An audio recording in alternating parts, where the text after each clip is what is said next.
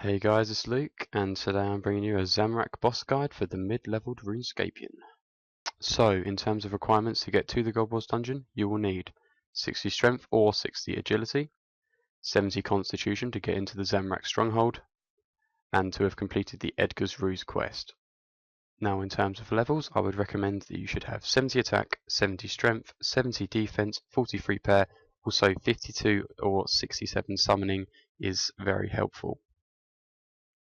Okay, so in terms of gear, you will be Prime Mage, so you need good melee and range defense. This is probably the ideal setup, because obviously you don't have Torva, etc. So I'm using the Neat's Not Helm. It has prayer and strength bonus, as well as good defense stats. Magic Cape, but any skill cape has I think it's +9 to all defense stats, but obviously an Obsidian Cape has the same, so you can always swap out for that if you don't have one. Amulet of Fury. Remember Zamorak Arrow, because you need one Zamorak item for kill count.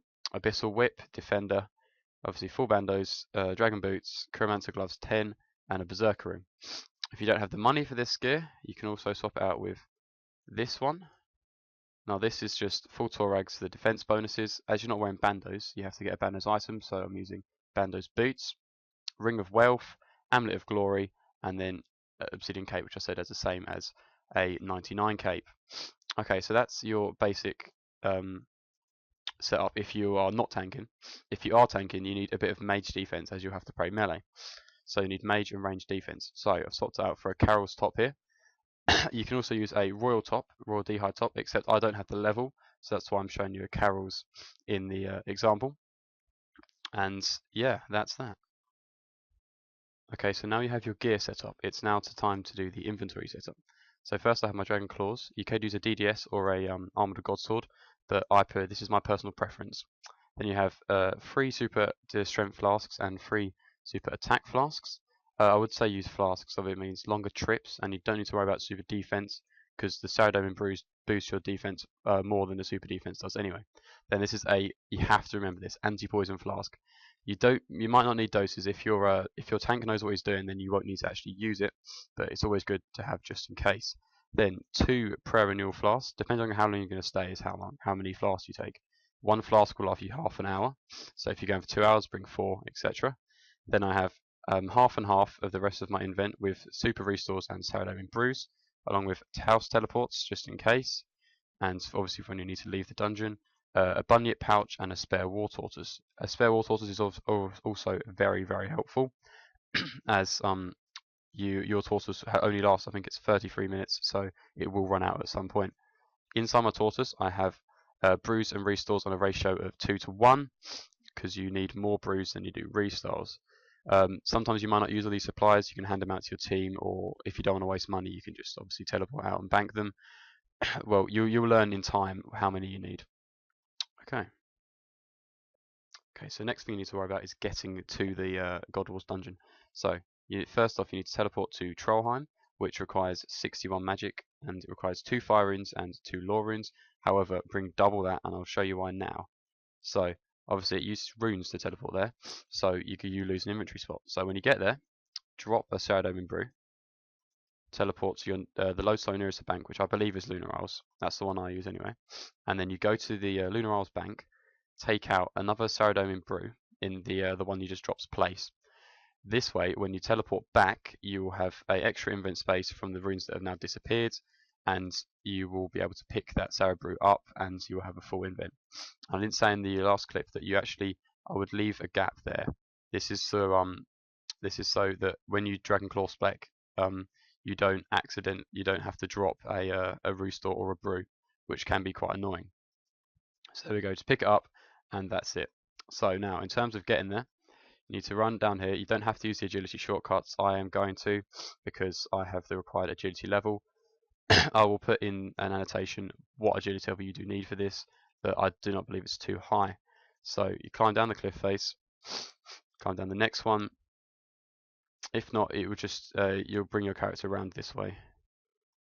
It would take slightly longer, but it doesn't add too much time onto the how long it actually takes, so it's not too much of a problem. So climb the last obstacle, then you want to run north, Now this way of getting here requires the Edgar's Ruse quest. If you do not have it, you can still get to God Wars, but it obviously takes a lot longer. Now you want to pray range because these trolls will throw rocks at you like so, and then you can either squeeze past or lift the boulder. I'm just going to squeeze past like so, and now you'll get to here. There is wolves level 132 here, so you want to pray melee, run north. Your some of your stats will get drained at this point, and your run will get drained, and your special attack. But don't worry about that. So you get here, and you want to pray magic. You need a rope if this is your first time. This is not my first time, so I do not need the rope. Then when you get in, you go down, and you want to run to the northeast. There we go. You want to pray mage because there is Saradomin mages down here, so you want to be careful of them. Okay, so now you're in the dungeon. You need to get kill count. The easiest way to get kill count is off imps who are on the other side of this broken bridge. However, they when you jump this bridge, you will lose all your prayer. So I would recommend that before you do so, you use up all your prayer, either playing melee on werewolves or bloodvelds, etc. Then when you are ready, you go across this bridge. This will drain all of your remaining prayer. So there you go, see mine will drop. There we go. Okay, and now here, this is the easy part. The imps, there is 2 imp spawns to the west. So there should be, okay, there's already a guy here, so he might be killing the imps. Well, no, there's 2 around to this area, and then there's 3 to the east. Around this area. Yeah, as I said, there's a guy here already killing them. So you just kill them back and forth until you have 40 kill count. Now you're ready to kill K'ril Tsutsaroth. You need to know a few things about him first. He has a combat level of 650. He has 2,550 life points. He can hit a maximum of 300 with magic and 499 with melee. His special attack can hit through your protection prayer, and he has 3 minions, level 151, level 145, and 142. So now you're in the Zamorak throne room. What do you do from there? Well, it's relatively simple. The player on the left of the screen with the unicorn and rhino cape shown in this example is the tank. The rest of the team stand on the right of the throne room. Before K'ril spawns, the tank wants to pray melee and everyone prays mage. Now, when K'ril spawns, you must not attack it straight away. You must wait for the tank to hit first. After the tank has hit K'ril, you may then rush in to join the fight. You do this so K'ril is focusing on the tank and not any of the other players in the team. This means you will not have to face K'ril's special attack, which hits up to 499 through prayers and poisons you. This minimises the amount of resources the rest of the team will have to use during the trip. Now you continue the fight just like any other. Keep attacking, use claw specs when you have the 50%, and brew and restore when you need. Remember to pot after brewing and restoring, or as your stats will be lowered. And there you have it. You have successfully killed K'ril Tsutsaroth. Okay guys, I hope you enjoyed episode 1 of the Mid-Leveled RuneScapian. If you don't know what that series is, it's basically just a set of guides that I'm going to be making for mid-level RuneScape players. So I hope you enjoyed. Please like, subscribe, and peace.